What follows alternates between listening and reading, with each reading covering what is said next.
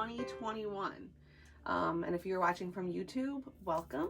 My name is Missy Schaefer, and this video is going to be about our autism awareness fundraiser and our experience with autism with our son, Dante.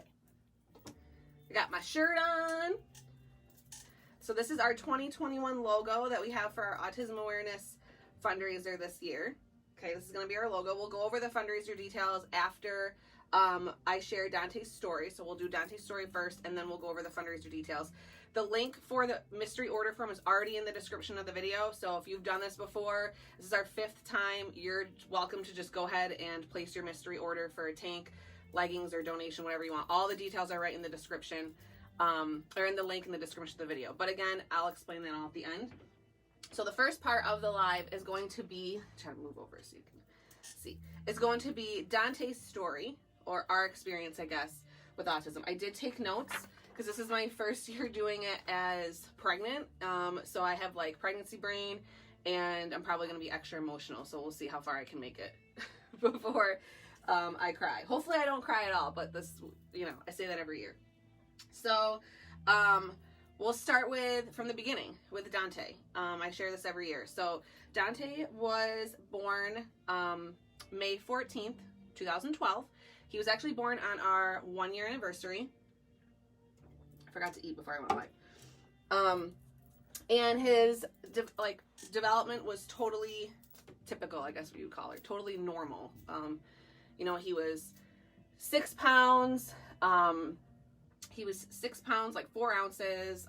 Everything was fine, and there was no complications during the delivery or anything like that. And he seemed to progress perfectly like you would expect. Like he crawled when he was supposed to, or sat up, or rolled over. Like he did all the things he was supposed to do physically when he was a baby. So, and he was our first child, and he was also the first child in the family. So we didn't really have anything to compare him to. So, but we knew all his checkups were fine, and they were considered, normal. So around his 18-month checkup, when you go and they give you that, questionnaire and that checklist that you have to fill out, I start filling it out, and I start realizing the communication part that they were asking, he was lacking, a little bit. He was behind, I guess. He wasn't saying 6 words. He wasn't saying mama, dada. He wasn't pointing. But he was making eye contact at the time. Like, he seemed to be alert. He would respond to his name. So it was kind of like a 50-50 on that checklist. Some things he did, and the communication aspect of it, though, he really wasn't doing. But I didn't think anything of it because, again, he was our first, and it just seemed like he was really young, so I didn't think anything about it. I was just like, okay, whatever. So at the end of that 18-month checkup, our pediatrician referred him to speech therapy. And at first I was like, this is crazy. He's a baby. Like, I don't know. I'm not really going to worry too much about it. So I kind of ignored it for a couple months. And then at around 20 months, I started thinking like, all right, like it was free. We didn't know anything about early intervention. We didn't even know what early intervention meant at the time. And they just explained it like somebody comes and plays with him twice a week and helps him with speech. And we were like, okay, that sounds like fun. Like, I think he'll have some fun with it. Like, why not? It's not going to hurt him. So we signed him up at around 20 months for early intervention. And as soon as we started him in the speech, everything kind of like spiraled. So then they're like, we want to refer him for OT. And I was like, okay. So we did that eval, and it's like, we want to refer him for PT. We want to refer him for teacher services. So then I'm like, oh my God, like he's not even 2 years old. He's in all of these therapies. Like people were at the house all the time. Like it was constant. And I made the mistake of starting to like Google, like speech therapy, OT, PT, at 18 months, 20 months, 24 months. And of course, the first thing that comes up is autism. And I was like, we knew absolutely nothing about autism at that time. The only thing I knew is just from like, I guess the stereotypes that people think of when they think of an autistic adult or an autistic child. And I was like, that's not Dante. Are you kidding me? Like, this is ridiculous. So I tried not to Google things, but then you subconsciously start comparing your child to other children. So coincidentally, the neighborhood that I live in, there's a bunch of kids in our neighborhood that are all the same age. And I mean like months to weeks to days apart. Like they're literally the same age. So we're going to neighborhood gatherings, and I'm starting to be like, okay, well, he's not doing that, and this child's like having a full-blown conversation with their parent, and Dante's still not saying mommy or daddy or anything at all, just kind of jargon. So I start kind of getting nervous, but everyone in the family was like, don't worry about it, he'll talk when he's ready. He could just have a speech delay. Like, supposedly I didn't talk till I was 3, so, you know, we kind of just brushed it off. Like, it wasn't really a big deal. So around 2.5, when he was 2.5, the in-home services just wasn't working for him. Like, he wouldn't sit and focus. They'd come in and he would just get up and run around. So I asked if there was anything we could put him in, like, a program. So they're like, yeah, we have programs that you can actually, like, send him to a couple days a week for like 2.5 hours a day. And we went to Liberty Post on James Street. We put him in that when he was 2.5, so it was kind of like the fall. And you had the option for the bus to come pick him up, but I drove him, and at the time I was just newly pregnant for Juliana, and he was 2.5. So I would drive him there. He would go for 2.5 hours twice a week, and it seemed to be more effective for him. I wanted him to be around other kids. I thought maybe his speech delay was because he wasn't really socializing a lot. Again, he was the only child in the family. He didn't have any cousins yet at the time that he played with, so he was very limited with socialization. So I thought this would be good for him. But then again, you start comparing, you know, to the kids in the other classroom, and I'm like, okay, well, he kind of does that. Like, I don't know. Okay, so then I start asking the therapists, hey, do you think he's autistic? Which is like the worst thing ever. Like, I highly recommend to never do that. They wouldn't really give me a yes or no answer. They were very professional. Liberty Post was amazing. I have nothing against them. They were great. But then they referred him for the full eval right before his 3rd birthday. So it was about February of 2015, right before he turned 3. And they're like, it's going to be a full evaluation, a full developmental evaluation. It's like 5 hours long, and you'll get some answers. So again, I was thinking maybe he had, again, a speech delay, or maybe something sensory, or, I mean, I don't know. Like, I still wasn't convinced that he had autism. Like, I just wasn't there yet. So we go to the Margaret Williams Center. I don't even know if it's open anymore. I don't think it is. For his full eval. It was like the worst experience we ever had. They're supposed to do, like, they told us they were going to be doing one child at a time, but he was there with like another child, and like the OT never saw Dante or did an eval on him. She just asked David questions, and at the time David was traveling for work almost 4 to 5 days a week, so he just kept saying, I don't know if he can do that, I don't know. So she just kept giving him no's for everything, like, can't do it. Never saw Dante, never did an actual evaluation on him. So fast forward 5 hours, the pediatrician comes in and to give us the diagnosis, and he's like, and I'm pregnant for Juliana now it's February, and I'm like, I have her in May, so I'm pretty pregnant with her. And he's like, so I hate to say this, and I know this is the worst possible news that any family could get right now, but your son has autism. And I was like, okay, well, it's not really the worst possible news I could get. I mean, he was physically healthy, he was happy, you know, to me, he was perfect. So I didn't see that as being like there's something wrong with him or bad news. So now I'm like kind of freaking out, because I'm like, oh my God, why would he say that? Like, this must be really bad. I mean, he made it sound like autism was literally like a death sentence, like you had no future. It was like the worst delivery ever. So then he notices that I'm pregnant, and he continues to say, I see that you're pregnant. Are you having a boy or a girl? And I said, well, this one's a girl. And he said, well, if it makes you feel any better, girls are less likely to be autistic. And I was like, okay, that actually did not cross my mind at the time until that moment where I'm like, wait, so now I got to worry about her? Like, I wasn't worried about it at the time. And then it kind of just put me in this feeling of, what is his future going to be like? Like, what are our lives going to be like? And what do we have to worry about? Because we still knew absolutely nothing about autism really at that time. So now he's 3, and the diagnosis was given.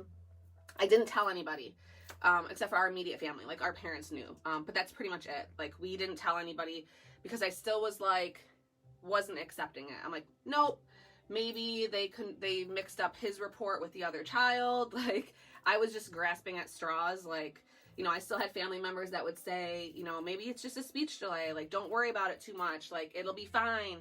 So I still wasn't like accepting of it, you know, like I was just like, I don't know, maybe it's something else. Maybe it's, I just kept saying it's got to be something else. So when Dante was born, I actually stopped working. Like I left my career because at the time when he was born, we were living out in Binghamton and David was traveling 5 days a week, and there was just no way for me to do my job and have David gone because the daycare situation wouldn't work because I worked nights and stuff. So I left my job. So when this happened, I was like, well, there's no way that I can go back to work because it was literally like the programs, the therapy sessions. Now he's 3, so he aged out of early intervention and we had to go into CPSE, like for the district. So that was a whole nother thing that I wasn't familiar with, like, you know, the CPSE meetings and, you know, IEPs and all that stuff that I knew absolutely nothing about. So there was no place for me to go to kind of, I guess, vent with friends or kind of escape. You know, it was just, I was always focused on research and Dante's diagnosis and therapies and meetings and one thing after another. So at this time, when he's transitioning out of early intervention into the district, people started adding me to LuLaRoe groups. You know, you guys probably remember how that was back in the day when you would just get added in, like, and I had no idea what it was, but I found myself, you know, kind of just watching these live videos, like just to kill time while he was in program and stuff. And, you know, I bought, my cousin bought me a pair of black leggings, was the first time that she got me anything, and sent them to me. I'm like, wow, these are great. Like, add me to more groups. So she adds me to a group and I start getting added to these parties. And I wasn't necessarily shopping a lot in the beginning. I just was more watching for like an escape. You know, it kind of just gave me like an escape out of my life into somebody else's life, because it was the closest to reality TV that you could possibly get, being in somebody's basement or family room while they're showing clothes. So I found myself watching it a lot. So when that was happening, Dante still wasn't talking. And in the fall of 2015, he started Main Street. So now he's almost 3.5. He's going to Main Street 5 days a week. And it's like, it was great. I thought he was doing phenomenal. Like, his teacher's name was Phil. I think some people might be familiar with him. I think he's retired now, but I know a lot of people that I've talked to, their kids have gone to him. He was great. Like, you know, Dante would go in. He never needed a one-to-one. He would, you know, hang up his backpack, go to the bathroom and wash his hands. Like, he would follow direction. Like, still wasn't talking, but I thought, this is great. Like, he's doing amazing. Like, you know, he's almost 3.5 at this point. He's not even close to starting kindergarten yet. Like, maybe he'll be talking by the time he goes to kindergarten. So I'm like, this is amazing. But then you fast forward to May of 2016. So he went for that year. And he's now supposed to be going into preschool, like official pre-K. And at the CPSE meeting, they tell us, we can't support Dante. He can't go here anymore. And I was like completely shocked and completely blindsided and blown away, because I'm like, why? I mean, he didn't have a one-to-one. He didn't have any behavioral issues at the time. Like, his biggest struggle was communication. Like, he couldn't communicate. He couldn't talk at all. And they're like, we're sorry. You need to find another place. We can't give him the support that he needs here. You got to go somewhere else. So we didn't have a coordinator or anything at the time, because we didn't know that we could get these services like through the state or the county. Like, we had no idea. So I'm like, okay, what do I do? So now Juliana is, let's see, this was early 2016. So she's 1. She just turned 1. And I started just touring facilities, because I'm like, I don't really know what to do. So I started touring facilities, and we ended up settling on Exploring Your World. It was on Court Street. I don't know if it's still there. They had no problems taking Dante. They were amazing there. He went there all of preschool, had no problems. Like, he was really great. Like, they were amazing. They kind of like, they were our savior. You know, we felt like we were doing the right thing finally by sending him there. So while he's going there, I put myself in the queue for LuLaRoe, because now I'm like, all right, like he's in preschool. Juliana's like just turned 1. She's a little over 1, maybe like 14 months old or something. And I started to, it was taking a toll, you know, it just was. And for moms out there that have been in this experience, like years of that, just years of like, you know, being told that this is what your child's not going to do, or this is, or, you know, your child may never talk, you may never hear this, or you need to put him in this therapy and bring him here. It just was so much for me that I couldn't take it anymore. Like I just needed something that I felt like I could do that could contribute to the family, but yet was my, like an escape for me. I just needed an escape. I was always home. I was always driving him places and doing these evals and these therapies that I just needed something. So when I decided to put myself in the queue, I thought, okay, well, this is great. The kids were small. I could work at night. I could work from home. Like, I'll just do it a few days a week. No big deal. Like, it'll be fun. It'll be great. Like, I just didn't know much about it. I probably at the time owned like maybe 2 pairs of black leggings and an Irma. That was all I had for LuLaRoe when I put myself in the queue and when I started. So, I was in the queue for a long time. At the time, back in the day, almost 5 years ago, when you were in the queue, you were in the queue for like months, like 12 weeks.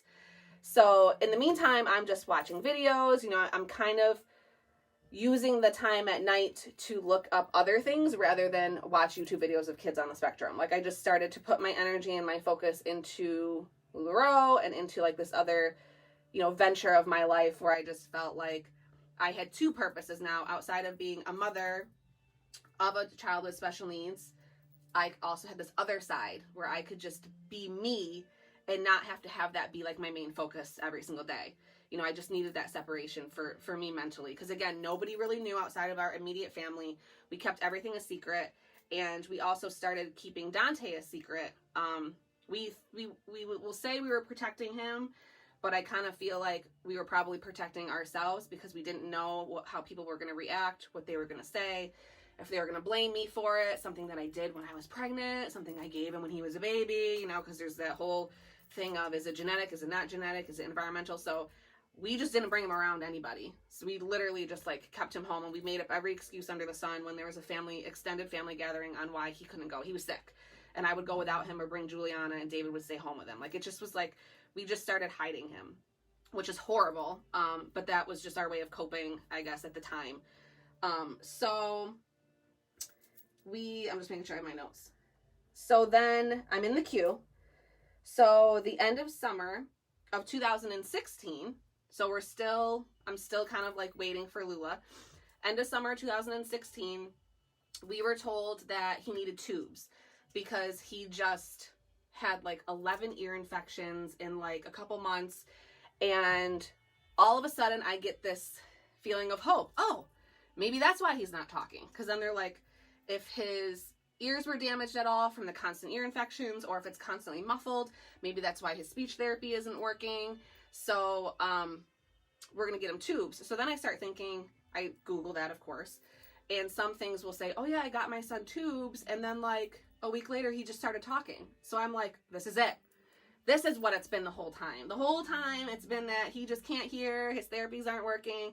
So now I was almost on the verge of accepting it, and then I'm not. You know, now I'm like grasping at this little tiny straw of like, okay, I think maybe it's this. So we go and we get him his tubes, and he was fine. You know, like kids get tubes all the time. So I come home and I'm expecting, you know, like, oh, maybe in like a couple days he's just gonna start blurting out full-blown sentences.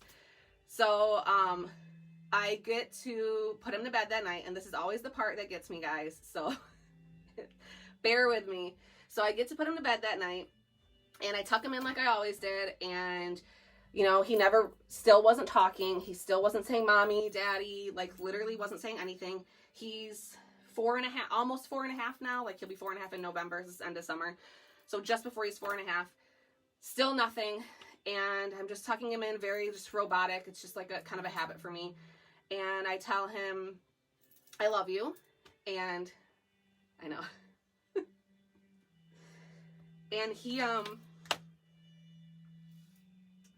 looked at me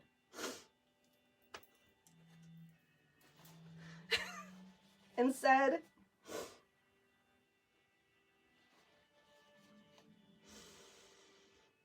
"I love mommy."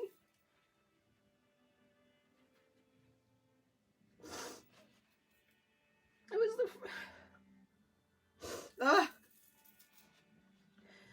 it was the first time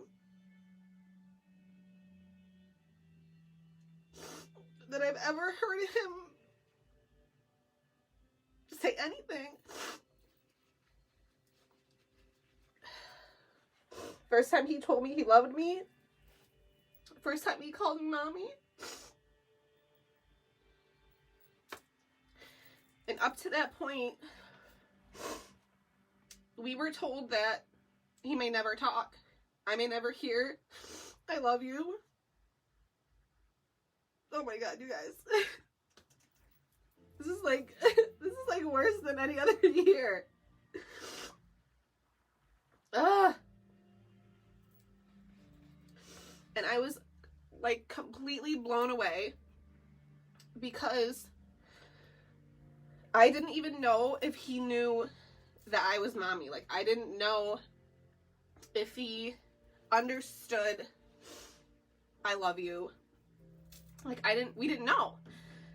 So at that moment, it was very eye-opening for me to know that he was understanding probably everything. And he just couldn't tell us. Like, he couldn't communicate it back. So everything that the doctors had told us up to that point about, you know, just prepare yourself that he may never talk, and, you know, there is a chance that you may never hear him say "I love you," or I just was like, a fire just like lit under me. Like, nope, I'm not gonna accept this. I'm not gonna accept what the doctors are saying. I'm not gonna accept what the school district is saying. Like, no. Like, he is completely aware of everything that's going on around him. He understands everything. He just didn't know how to tell us. And it was like heartbreaking that all those years we just assumed that he just didn't know or didn't understand. So after that, I am now like on a mission to just make sure that he is treated like a normal or typical child. He gets to go to school like a normal or typical child. Like, I was like, I'm going to go with my gut instinct, and I'm going to stop listening to everybody else. I'm going to stop listening to the professionals, and I'm going to start listening to what I know to be true. So, and again, nobody knew at this time that Dante was autistic still, because we hadn't told anybody. So now I'm selling Lula. So I just like started selling it when this happened. And right when that happened, these leggings were like the unicorn back in 2016. These puzzle piece leggings. So I saw them and I was like, oh my God, I'm done hiding. I'm done hiding. I want to advocate. I want to be, I want to make sure that I can share his story, but nobody really knew, and I didn't post anything anywhere at the time. So now we're into like October of 2016. I probably was actually selling for like a month or 2 months. So I saw these leggings like in one of the groups, and if any of you guys remember, way back in 2016, like getting two prints, like two of the same print, was impossible. You know, when they called it a unicorn print, it was like, just forget it. Unless you go on eBay and buy it for $150, a pair of leggings for $150, you're not getting them. So I went on live sale after live sale, and some of you guys can probably vouch for this. I'm sure you've done it in the past or even do it now. Live sale after live sale trying to get these leggings. There's one live sale I was on. It was 2.5 hours long. And the retailer waited until the very, very, very, very, very end of the live to show these leggings. And of course I didn't get them, and I was like really upset. So I've been there where everybody else has been. And I started telling my friend, who's my neighbor, about it, and she's kind of one of the ones that got me into Lula also, like that got me into these parties and stuff. And I was telling her about it, and I was like, just complaining, like it sucks, like I don't understand why they don't make more of them, like the thing that we all do, I guess. And I guess without them saying anything, her boyfriend at the time, her sister and her boyfriend's sister went out on a search for these leggings. Now, 2 of the 4 of them, I didn't even really know that well. 1, I didn't know at all. And they went out to look for these leggings for me, and I didn't know they were doing it. They ended up buying it in some ridiculously expensive, like, $140 outfit, and it was, like, not an attractive outfit, but they went and they bought them. They called me over one night to surprise me, and she gave them to me, and I was like a mess. I started crying, of course. And it was at that moment that I was like, I couldn't believe that people I didn't even know would go out and do something like that and spend hours and spend money on something that was something so simple as a pair of leggings. For me, that I was like, this is it for me. Like, this is my calling. Like, this is what I want to do. And it sounds so cliche and so corny, but it was like, this isn't just a company that sells clothes. Like, and this is why I've been with Lula through thick and thin, and it's been almost 5 years, is because it's not just money or selling. Like, it's just so important to me. And I was like, I want to give that feeling to other people. The feeling of community, the feeling of love, the feeling of support, that I had over something so simple as a pair of leggings. So when I got home that night, I was still so humble and appreciative of what had happened that I posted about it in our closed group. So it was closed group. It was the first time I had ever posted anything about Dante being autistic, like literally the first time. And I posted it in the closed group, and I figured, well, it's a closed group, like a lot of my family's not really in here. I don't really know a lot of the people, so I felt comfortable sharing the story because I felt like it was still kind of being kept a secret. When I posted about the leggings and the story and Dante, I started getting all these private messages from probably a lot of you that are still watching, that either had kids on the spectrum or had family members or were in the special education program, that were in the field, teachers, therapists, coordinators. Like, all these people started messaging me about and giving me support. And it wasn't until then that I started realizing that Dante could get, services, or that there were so many people out there that were in the same situation. And I, for the first time, didn't feel so alone, because up until this point, we didn't know anybody that had a child on the spectrum. So it was just it was so lonely. So when I opened up to the group and you guys would reach out privately, and I would have conversations with some of you guys that I didn't even know for hours.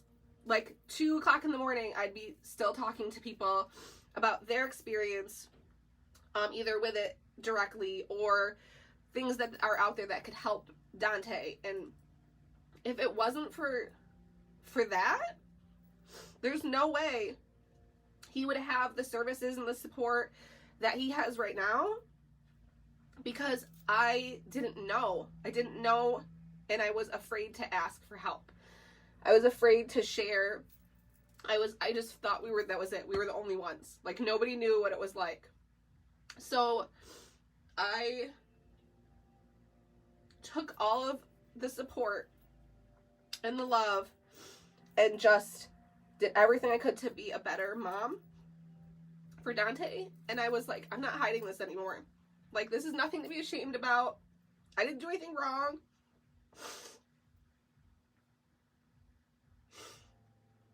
And I just wanted to make sure that I did everything I could to set him up to be the most successful person he could be. And over the years, I can't even tell you guys how much support you guys have given me with problems that we've had with the school district and the the suggestions and the meetings and the late night text messages when I'm having a bad day. And it just makes me so grateful for LuLaRoe, because if it wasn't for LuLaRoe, I wouldn't have you. And if I didn't have you, I wouldn't be the mom I am to him. So come April of the following year, look at, you guys, look at this. This is a mess. Come April of 2017, that was when we did our first fundraiser. And that was the first time that I went live and did this video publicly. And I was terrified. I mean, absolutely terrified to go public with Dante's diagnosis, because so many people didn't know. And I didn't know how people were going to react.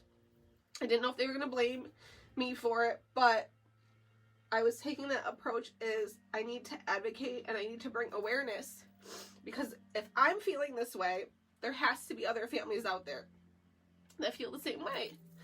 So I went live just like this in my business page. It was public.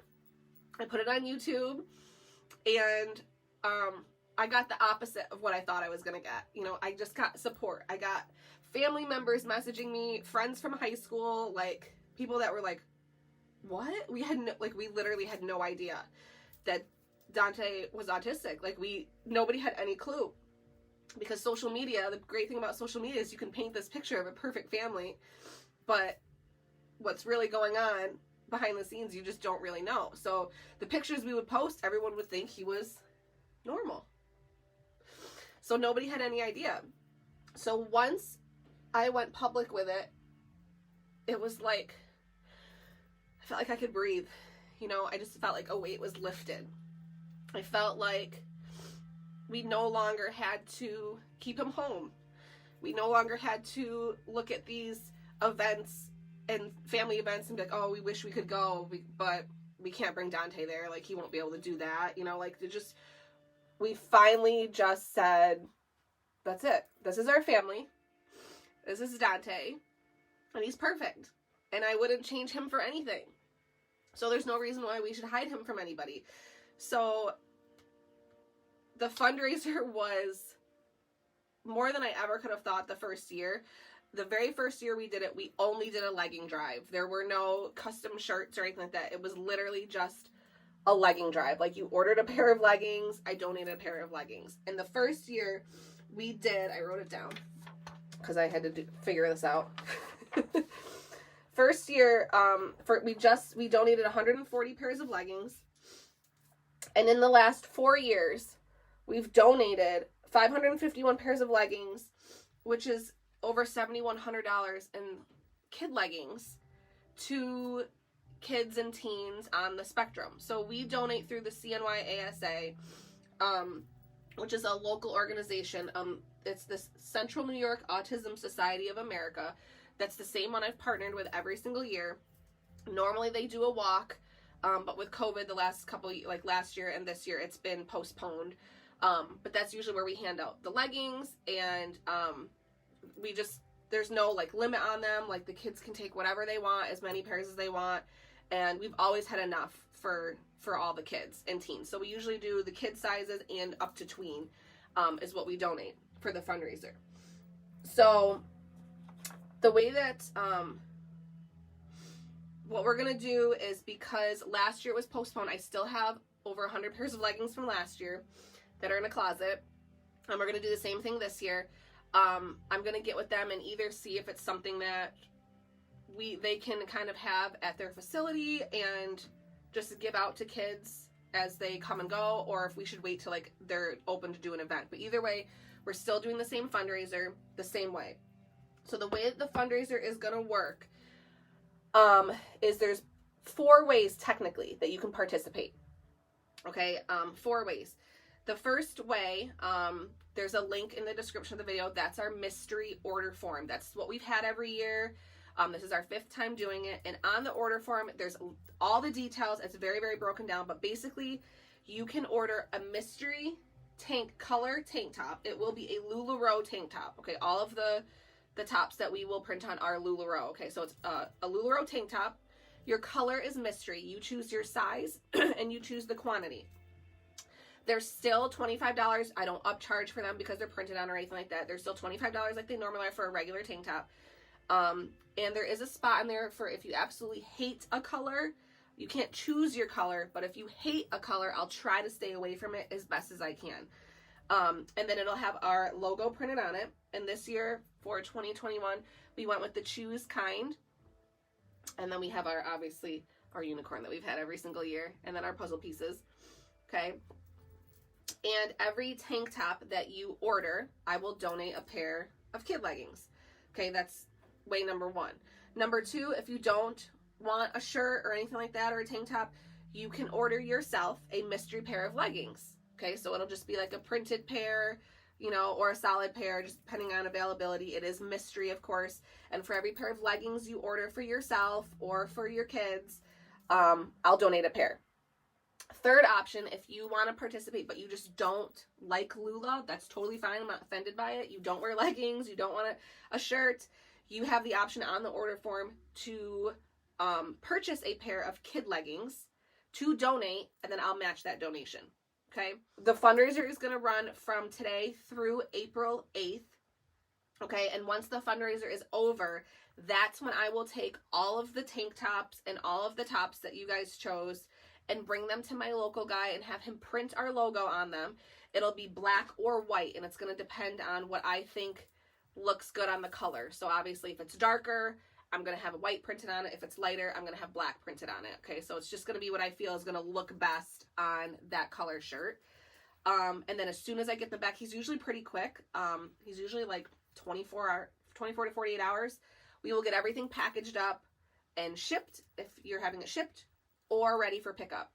If you choose to pick up, we will tag you when it's ready, because it's going to be like over a week. So we want to make sure that everybody knows when their autism tops, leggings, or whatever are ready. But nothing will be packaged until after the fundraiser. Even if you just get a pair of leggings for yourself, nothing is going to be packaged until it's over, because I have to keep track of it in an Excel spreadsheet, and it gets really confusing, and I don't want to miss anybody. Thanks, guys. I love everybody. I love you guys. If you did miss it, if you can watch the replay, please do, because it also explains why I do what I do and why I love LuLaRoe so much. Okay? Thank you so much, everyone. Thanks, guys. And I'm going to go back and read all your comments and probably cry again. All right. Enjoy the snowy day. It's snowing here. And then I'll see you guys tonight. All right. Bye, guys.